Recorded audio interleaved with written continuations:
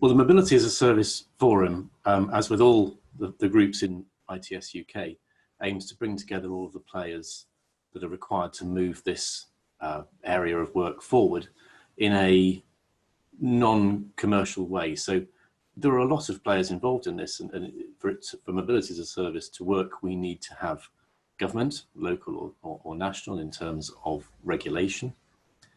We need to have the IT industry, probably in some way or another, to do with producing software and meshing databases together.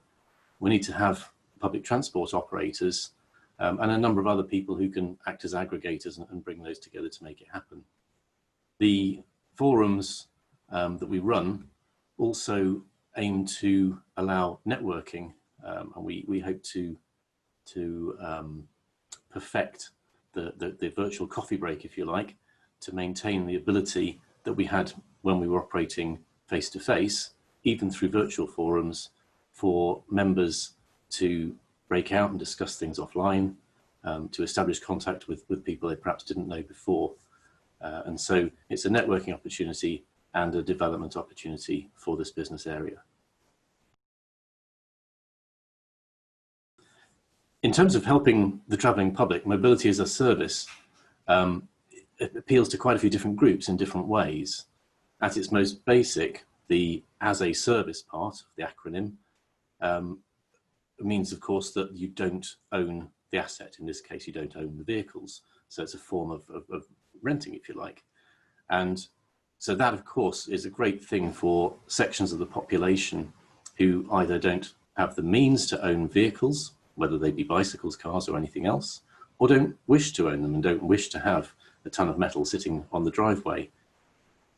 It's also an opportunity for those people who can't drive, the young, the old, those who can't drive perhaps due to disabilities, to have access to all modes if Mobility as a Service can be perfected to include that car part or a substitute for the car part of journeys. And finally, Mobility as a Service is actually of benefit to even those who aren't using it for transport, because when done well, the replacement or the minimization of car journeys, single occupant car journeys, with multiple occupant or other modes will improve air quality, reduce accidents, improve road safety, and include improvements for things like the environment generally. In terms of the technology side of Mobility as a Service, it's absolutely crucial.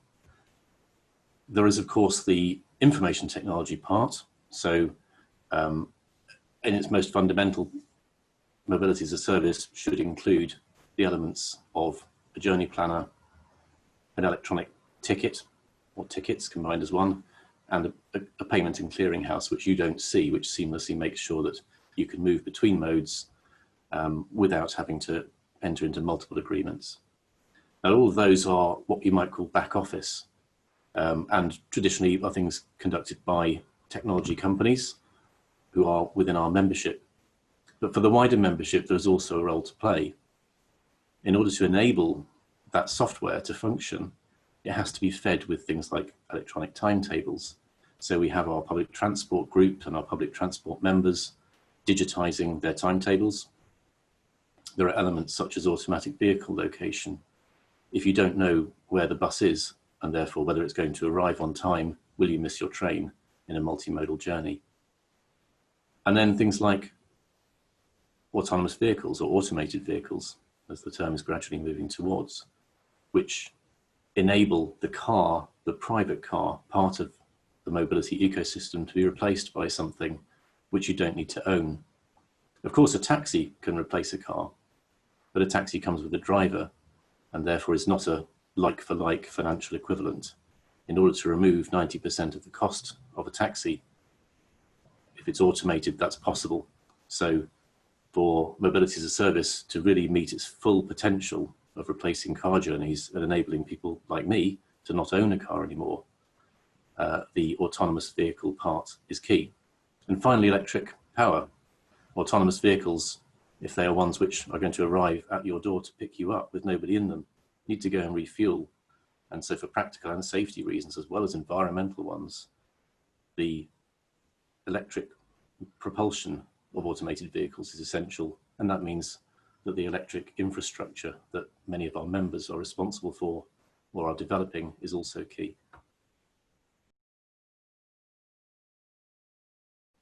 In terms of rollout and examples and progress to date with mobility as a service, there are a number of high-profile trials and projects across the world.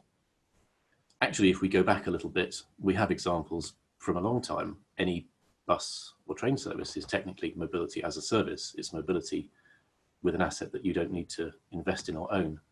And then, of course, taxis and Uber have added to that that concept, the journey planning element as well. The elements of the payment and clearinghouse and the single ticket are handled by systems such as Oyster in London, and in my local area here in the West Midlands, the smart card. But none of those bring all three together. The trials, such as the most well-known perhaps in being in Helsinki, and again, one that's taking place here in the West Midlands, do actually combine the journey planner and the ticket and payment systems.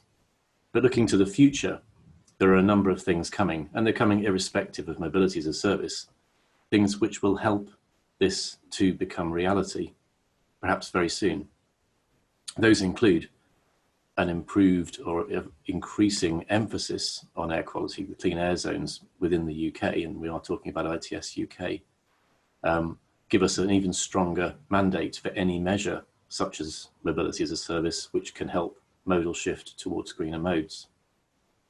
What's happened during lockdown because of the coronavirus also have given an impetus to not backfilling that space on roads with single vehicle cars, single occupant cars. We also have micro-mobility trials taking place across the UK, and the legislation is being changed, primary legislation being changed to enable this, so e-scooters, e-bikes and so on, which are all really key elements perhaps of making up certain journeys that might have been made previously by one mode, by a number of different modes. Without those components, the walk to the station might just be too far. And then finally, national access points, the data side of things, the ITS directive and the delegated act, which are being followed through in the UK, irrespective, I believe, of devolution from Europe, mean that the collecting together of data from all of the participants, the public transport operators and other operators, such as vehicle hire operators, that data is going to come together in one place, publicly available in an easily read format. So between those things, I think it's a very bright future for mobility as a service.